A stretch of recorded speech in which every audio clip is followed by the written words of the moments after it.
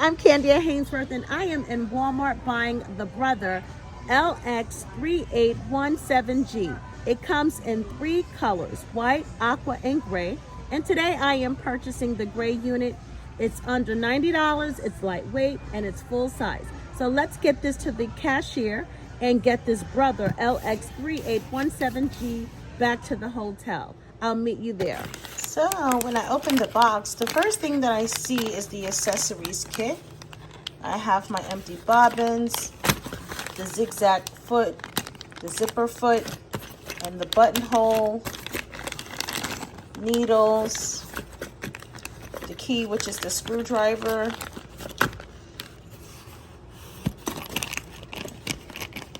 and the drainage plate. I like the idea that it does come with pretty much everything that you need to complete little projects.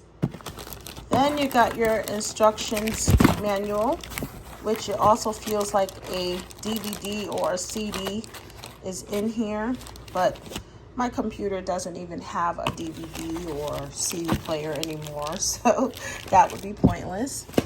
And then the sewing machine is packed well in here, well protected. So let's see, I like the smoky gray, and it's so lightweight that I'm literally lifting it with one hand. But I'm going to put the camera down and take it out of the box. Okay, so you have your foot pedal and your power cord. It is one unit connected together. The power cord is going to be plugged here. So let's see. Yeah, and I'll just make sure that that's plugged in. Push it all the way in. Right, and then you have more instructions that you want to remove the tape, and then some cardboard protected covering. And it's already have the needle in place, so that's super easy. And so here you have your lever to lift the presser foot. So hold on, let me just make sure you see that. Okay, so it's going to be here. It's going to be like that, but you want to lift it up by lifting up the presser foot. You want to lift this lever, and that's going to raise this. So let's do it again.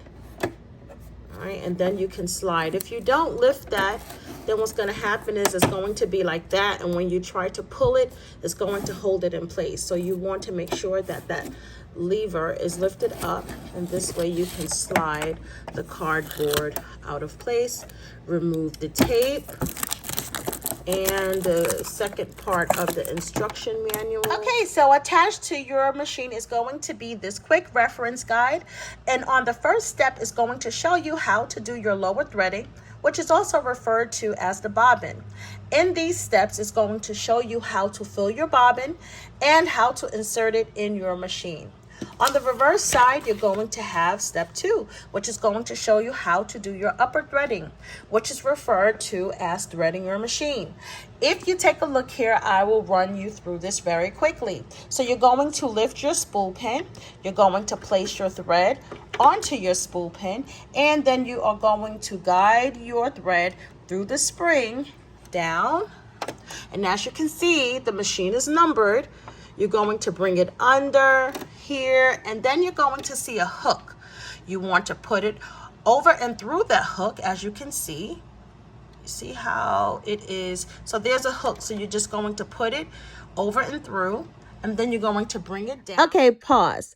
I know I just gave you a quick rundown on how to thread the sewing machine, but I think I want to go a little bit slower and go step by step. Okay, so really quickly, I'm going to raise the spool pin, and then I'm going to place the thread onto the spool pin, and then I'm going to follow the diagram. All right, so you're not going to follow this one because this one would be to load the bobbin. We're going to follow this one. So I'm going to pull it, through there, and then bring it all the way down. I'm doing this with one hand, so please bear with me, and I am going to bring it around, and then you see inside there. All right, so I'm just going to put it around, okay? And then you're going to be at number 5. And then here is where people meet the most challenges, okay? And so once you bring it through, instead of taking the thread and then going directly to the machine, you want to make sure that it is through this little hook here. So I'll get a little bit closer so you can see what I'm referring to. It's a little hook that you want to make sure that your thread is going through. Once your thread has been properly placed behind that hook, then you can place your thread through the machine and you are good to go. And what I would recommend is watching my video. I have a video on how to thread your bobbin, how to replace your needle, and how to thread your machine. It is using the Brother LX3817G, which is an extremely close model to the model that we are working on today. So if you are a person that needs to see something visually so you can follow along, then this is going to be the place that you want to be at, because I have 3 videos that will take care of that. Okay, so let's pause again. I wanted to give you a closer look very briefly on where I am placing this thread before placing it through the needle. But basically, you are going to bring your thread just past step 5, and you're going to put it behind here. So here is where we are going. Let's see.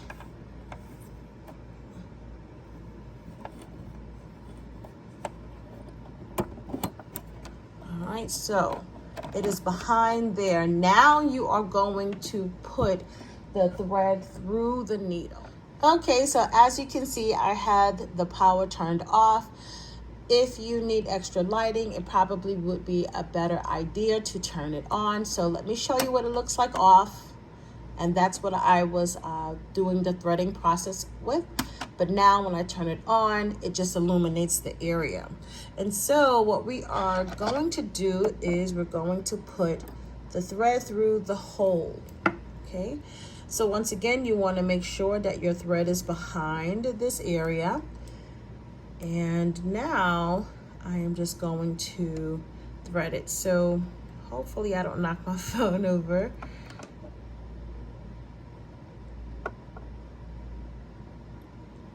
And I'm using a hemostat, which you can buy at any medical store or drug store. You can even find these at a Hobby Lobby now. And it just helps grip the thread. It helps grip the needle, because you can also use these to, they look like this. You can also use these to place your needle. Okay, so now your thread is in your machine. Remember, the machine comes with the needle in place already. It also comes with the bobbin placed already. Okay, so your machine is already going to be set to 4 on your tension dial guide. And then on your stitch menu, it's going to be set at 11. And this is going to be your dial for your stitch menu. You can switch it to whatever stitch you want and just line it up with the little notch there. Okay, and so we are going to be using a wide stitch today to test it out. So I'm going to set it back to 11. And then here is your reverse guide to do your back stitch. So I thought that I would do a quick run through on the bobbin. So you want to remove the little plate there, or the cover, and you want to make sure that the bobbin is going through the little tracks. So you want to drop it in and place it there. They have a little blade that will cut it. So you can cut it like that, and then put the cover back on.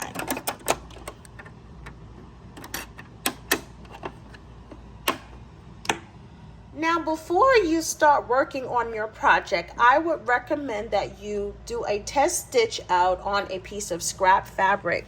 So I have one here for you today. So you want to make sure that your presser foot is up. Now this is your presser foot, and that's going to come attached to your machine already. So you want to make sure that it's up. You want to slide your fabric and then put your presser foot down in place. You want to put your needle in place. You're going to do that simply by just twisting the hand wheel, and you want to put your needle in place, and then you want to just hold the fabric and then place your feet gently onto the foot pedal and begin sewing. So it should look and sound like this.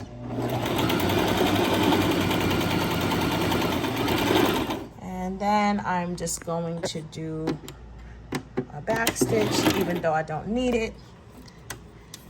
And then I'm just going to allow the machine to run off. On the side of your machine, you have a thread cutter. You can just do that and it cuts. Okay, so as you can see, it has a little cutter built in on the side of your machine to cut your thread away from your project. And that's all I have for you today, guys. And if you like this video, give it a thumbs up. And if you have not already done so, please subscribe to my channel and consider sharing it, especially if you know someone who have this machine or a similar version of this machine. And if you have this machine and have met some challenges, post your challenges below and I'll see if I can help you out. And until then, I'll see you next time. Bye.